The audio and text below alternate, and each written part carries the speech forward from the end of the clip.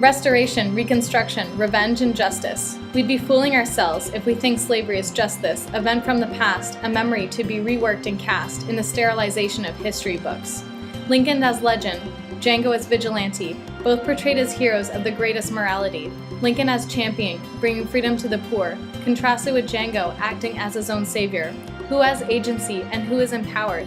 And in this case, is revenge allowed? If you have no other way to bring justice but through guns, then the real equality is still yet to be won. Expose the story first for reconciliation to take place. Django's victim testimony humanizes historical space. Where revenge culture provides a cathartic rest, the harsh chains of reality must still be expressed. But does the victim become the perpetrator? Does the perpetrator become the savior?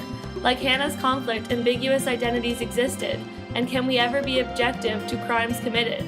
Identities are fluid depending on perspective, when past events are resurrected, and when all is said and done, the real equality is still yet to be won. Lincoln doesn't judge the morality of slavery, only the legality. A pragmatic idealist, he perpetuates the banality of evil that American society has condoned. Racialization has not been eradicated, merely postponed. Is justice equal to fairness, such as Lincoln claims? Even under the law, freedom is restrained.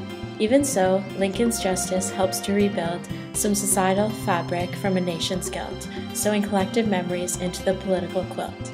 But today, from the nation's father to son, the real equality is still yet to be won.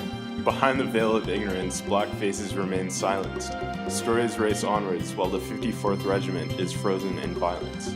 Killed by Confederates yet unrecognized by Unionists, being dealt the worst hand by the abolitionists, who proclaim their righteous moral hearts yet forget the contribution of black soldiers from the start. And instead of challenging the politics of his story, critical acclaim of Spielberg's film depoliticizes history.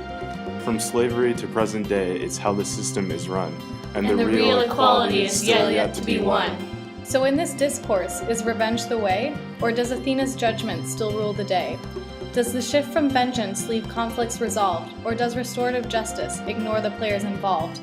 Django's story is powerful, but romanticizes violence, but at least victims' voices are no longer silenced. While Lincoln focuses on the law to accomplish, the moral ambiguity of slavery abolished. Even in pop culture, histories are still debated, while all the while the politics of memory become faded. And while we go to the movies for amusement and fun, the real equality is still yet to be won.